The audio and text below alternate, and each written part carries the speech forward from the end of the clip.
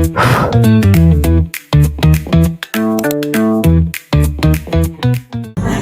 teman-teman, aku Azra Jahra Nadia. Jadi teman-teman, peraturan yang berlaku di Indonesia itu tidak hadir begitu saja loh. Tetapi di balik itu semua tentunya banyak sekali proses-proses atau tahapan-tahapan berawal dari perencanaan, penyusunan, bahkan perumusan yang harus dilakukan secara cermat teman-teman. Karena apa? Karena masyarakat harus mendapatkan kepastian hukum. Teknik penyusunan peraturan perundang-undangan memiliki peran penting dalam menghasilkan produk hukum yang baik.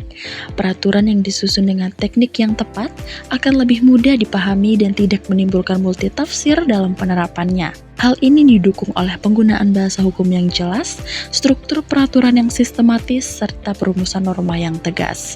Dengan demikian, peraturan yang dihasilkan dapat memberikan kepastian hukum dan memberikan manfaat bagi masyarakat. Selain teknik penyusunan yang baik, pembentukan peraturan perundang-undangan juga harus berlandaskan nilai-nilai dasar negara, yaitu Pancasila. Pancasila merupakan sumber segala sumber hukum negara yang menjadi dasar dalam pembentukan peraturan perundang-undangan di Indonesia.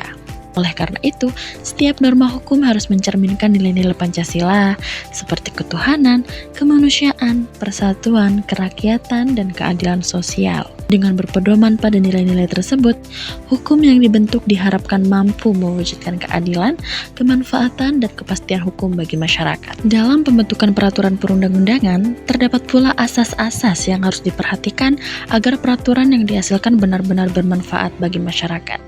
Salah satu asas penting adalah asas kedayagunaan dan kehasilgunaan.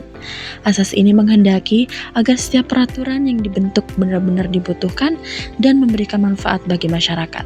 Oleh karena itu, pembentukan peraturan harus didasarkan pada kebutuhan hukum yang nyata.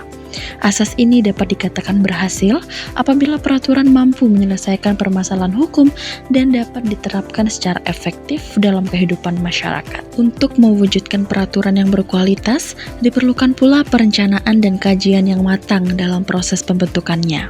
Prolegnas dan naskah akademik memiliki peran penting dalam pembentukan undang-undang. Prolegnas berfungsi sebagai instrumen perencanaan yang menentukan prioritas pembentukan undang-undang sehingga proses legislasi menjadi lebih terarah dan sistematis. Sementara itu, naskah akademik menjadi dasar ilmiah yang memuat hasil penelitian dan kajian terhadap kebutuhan hukum masyarakat. Oleh karena itu, keberadaan keduanya sangat penting untuk menghasilkan undang-undang yang berkualitas, memberikan kepastian hukum, dan bermanfaat bagi masyarakat. Jadi demikian pembahasan dari saya. Semoga apa yang telah saya bahas tadi di video dapat menambah pengetahuan teman-teman semua. Terima kasih.